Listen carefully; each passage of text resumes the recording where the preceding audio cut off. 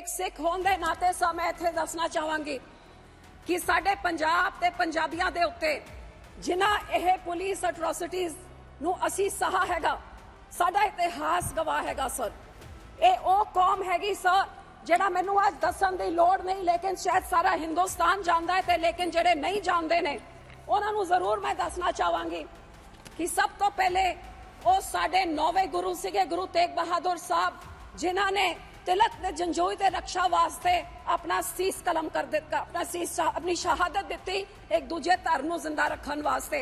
Whether it is pre independence, post independence and till date, the Sikh community has made the largest sacrifices for this nation and are the most patriotic community, and I would like to highlight a few of these things, sir. हमारे अकाल तख्त साहब के ऊपर इंदिरा गांधी के कहने पे जब वहां टैंकों तोपों से चढ़ा के हमारी सबसे जो धार्मिक स्थान है उधर जिस तरीके से टैंकों तोपों के साथ अटैक किया गया, गुरपुरब के दिन जब वहां पे श्रद्धालु थे उनके कत्ल करके सारा सरोवर लाल कर दिया खून से, ये एक स्टेट स्पॉन्सर्ड, जब प्रधानमंत्री अपने ही लोगों के ऊपर, तो क्यों आज तक इंदिरा गांधी के ऊपर क्यों कोई कानून नहीं लगा? सिखों के साथ कहाँ इंसाफ है? कौन सा वो पॉइंट है, मुझे बताएं जरा गृह मंत्री जी, वो कौन सा है जहां 40 साल बाद हमें इंसाफ मिल होते हैं? और सर यही मैं कहना चाहती हूँ कि हमारे सिखों के जब धार्मिक स्थानों पे अटैक हुआ, हमारे कत्लेआम हुए, कोई वहां पे किसी को सजा नहीं मिली, कोई FIR नहीं लगाई गई, कोई हमारे बहनों के साथ जो रेप हुआ कोई हमारी सुनवाई जब कहीं नहीं हुई। और इसी तरह पंजाब में जब हजारों नौजवानों को, बेगुनाहों को UAP लगा के, ऐसे ऐसे कानून लगा के, जब उनको एक पूरी जवानी, अब यहाँ पे वो बिट्टू नहीं है कांग्रेस के MP साहब, उनके जो दादाजी थे, पूरा बेअंत सिंह ने एक पूरी पीढ़ी सिखों की खत्म कर दी। ऐसे ही पुलिस एनकाउंटर्स करके, फेक एनकाउंटर्स, आज तक हजारों लाखों नौजवान लापता, पता ही नहीं लगा कहाँ गए फेक एनकाउंटर्स में, क्योंकि पुलिस के पास अनबिल्डेड पास थे।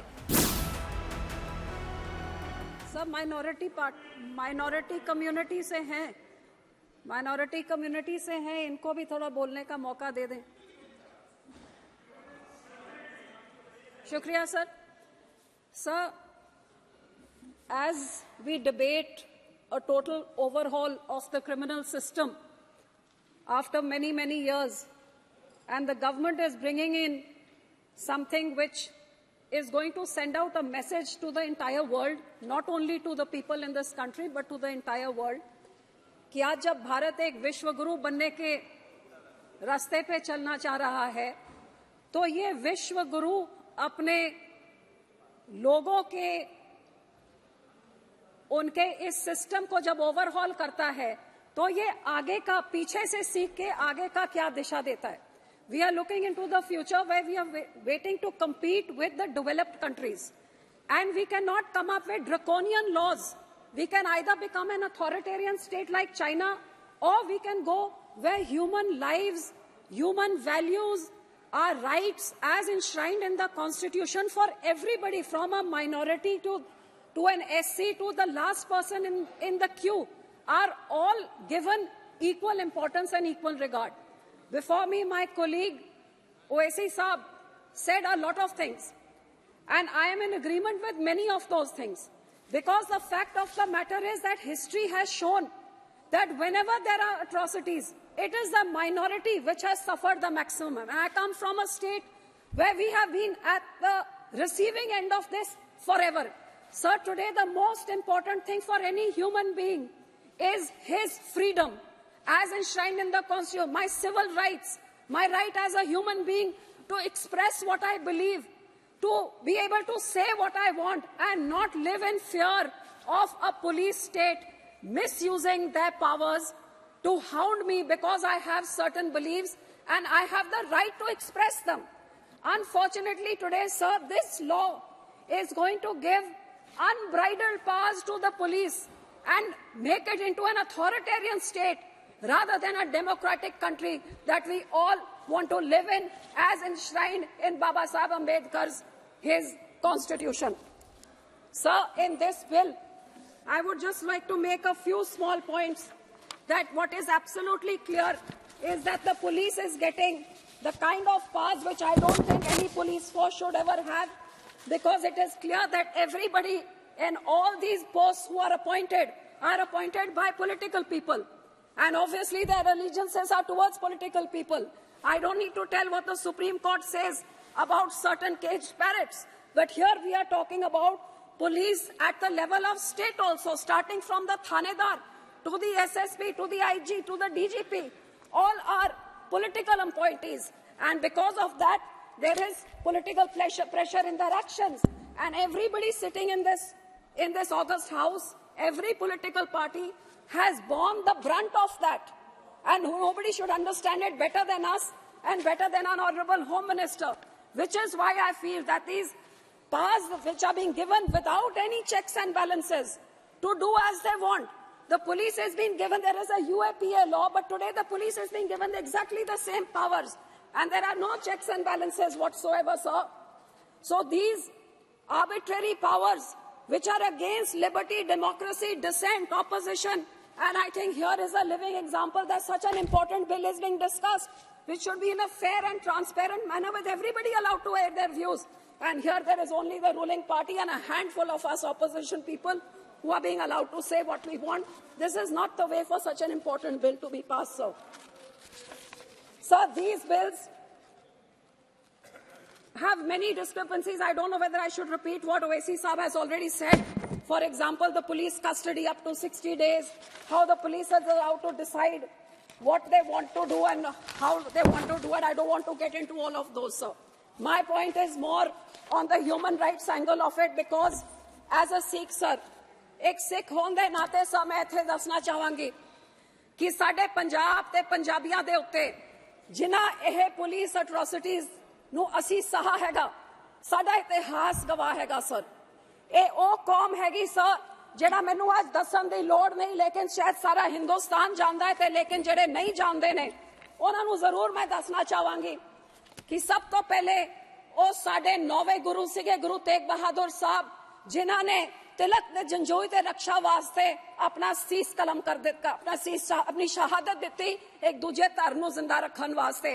ਇਹ ਸਾਡਾ ਧਰਮ ਸਿਖਾਉਂਦਾ ਹੈ। ਅੱਜ ਵੀ ਸਾਡੇ ਗੁਰਦੁਆਰਿਆਂ 'ਚ ਸਰਬੱਤ ਦੇ ਭਲੇ ਦੀ ਅਰਦਾਸ ਹੁੰਦੀ ਹੈ। ਸੋ ਉਹਦੇ ਬਾਅਦ ਜੇ ਦੇਸ਼ ਦੀ ਗੱਲ ਕਰੀਏ, whether it is pre-independence, post-independence and till date, the Sikh community has made the largest sacrifices for this nation and are the most patriotic community. And I would like to highlight a few of these things, sir. Independence ਤੋਂ ਪਹਿਲਾਂ 1.5% ਸਾਡੀ ਆਬਾਦੀ ਸੀ ਸਿੱਖਾਂ ਦੀ, 1.5%, 1.5%. And sir, ਸਭ ਤੋਂ ਜ਼ਿਆਦਾ sufferings at the hands of majorities, this small community. I would like to tell this August House, 77% in the freedom struggle, 77% of all those sent to the gallows, out of which 81% of those, 77% out of the total people sent to gallows, 81% were Sikhs, sir. During Quit India movement, when many indiscriminate arrests were made, 70% of those were Punjabis who were arrested. Out of the 2,000 people who joined the Indian National Army when army was formed, 60% were Sikhs. Out of the 121 patriots hanged during the freedom struggle, 93 were Sikhs. Out of the 2,600 awarded life imprisonment during the freedom struggle, 2,147 were Sikhs, sir. Out of the 1,300 martyred in Jallianwala Bagh, 799 were Sikhs, sir. So, जब देश आजाद नहीं हुआ था, उस time ये सिखों ने 1925 में 1920 में अपने गुरुद्वारा ब्रिटिश के पिठुओं से आजाद हमने करवा लिए थे अपने गुरुद्वारा को, जब देश नहीं आजाद हुआ था, सर.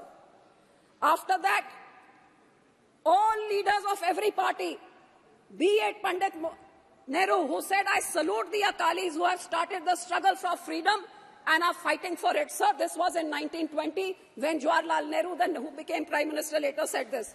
आपके पंडित मदन मोहन मालवीय जी ने कहा, गुरु का बाग मोर्चा has given birth to the freedom movement which must lead us to Swaraj. ये freedom movement हमारे अकाली दल ने शुरू करी थी. Lala Lajpat Rai ji said, freedom is our birthright. The Akalis are the legitimate sons of Mother India who are fighting for her. ये Lala Lajpat Rai ji के words से गए.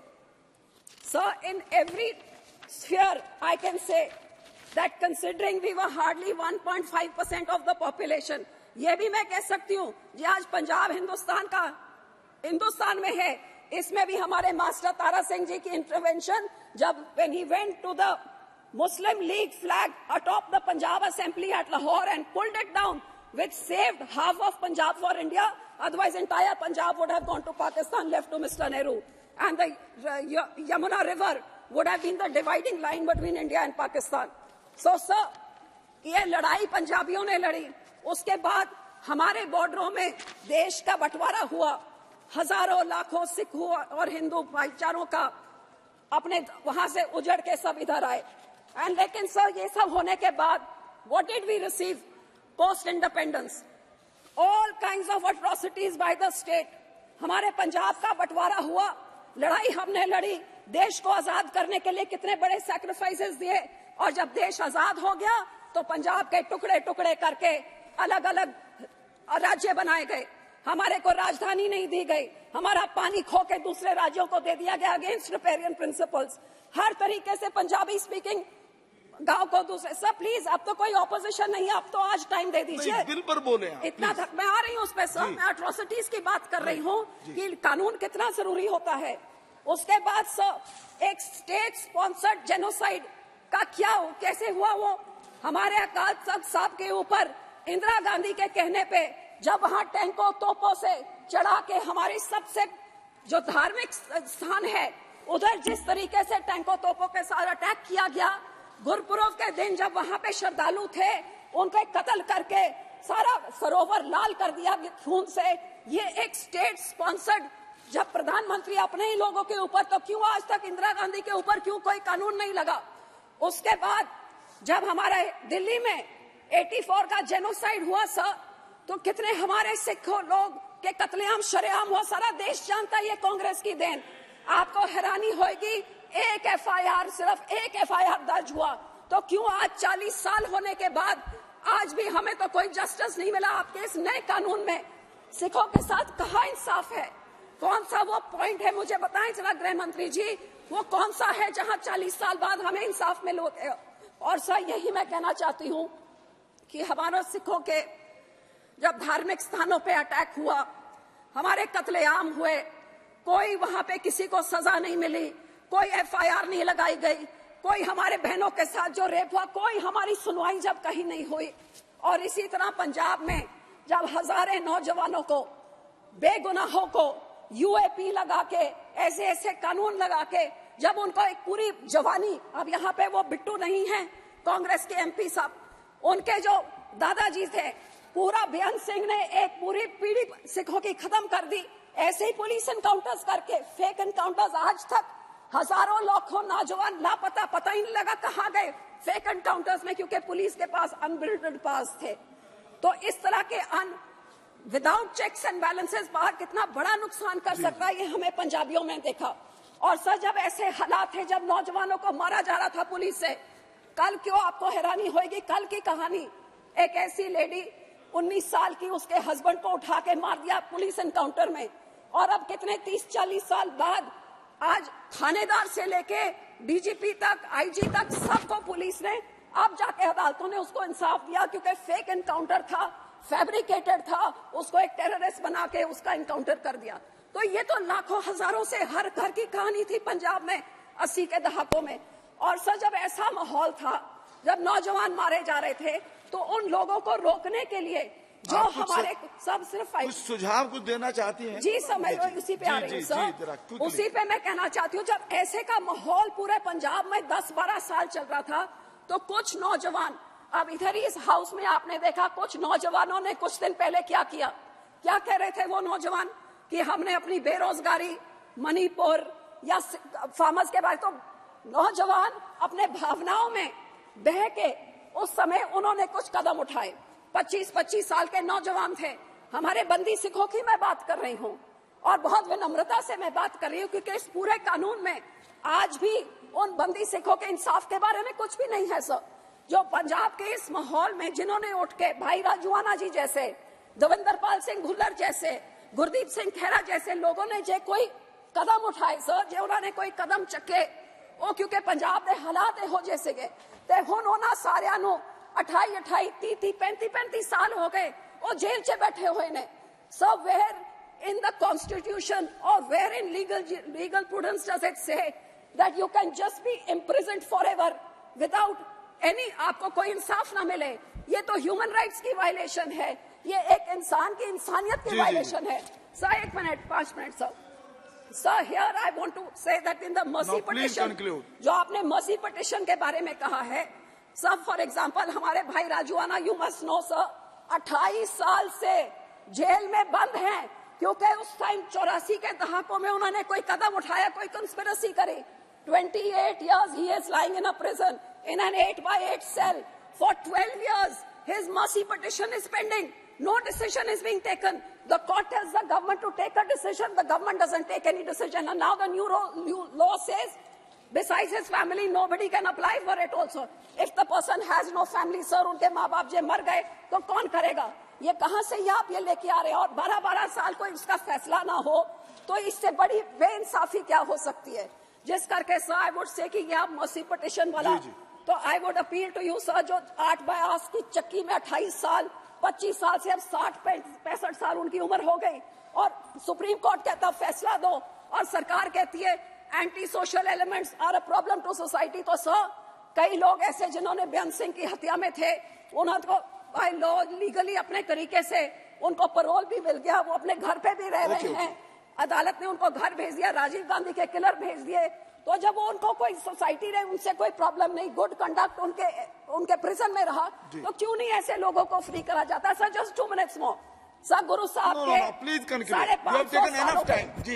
550 सालों पे सरकार ने इस चीज का वादा भी किया था। आज इस कानून में मुझे कुछ नहीं दिख रहा कि when remission has been granted, when these prisoners are going to be set free, which you promised in 2019, आज तक नहीं हुआ। बल्कि आप यूएपीए उठा के आप पूरा पुलिस को वो पावर्स दे रहे हैं जो पुलिस आज भी उठा के कोई भी चीज किसी को भी टेररिस्ट। 2019 पे आपने लॉ को रिवाइज किया कि पहले एक टेररिस्ट ऑर्गेनाइजेशन होती थी, अब किसी भी इंडिविजुअल को आप टेररिस्ट कर दें। इसका मिसयूज पंजाब में तो रोज ही हो रहा है, देश में भी देख रहे हैं, किसी को भी टेररिस्ट।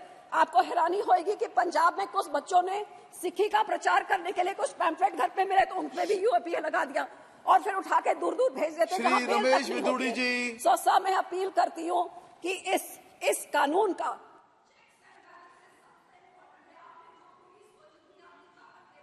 ये पुलिस का मिसयूज का हम इस चीज का गवाह है और ये चेक्स एंड बैलेंसेस नहीं हुए तो यही कुत्ता कल आपको। विदुड़ी जी नहीं, why are you every time you are standing like this? Please sit down. I have told you that your chance will come. You please sit down. गुलामी की निशानी को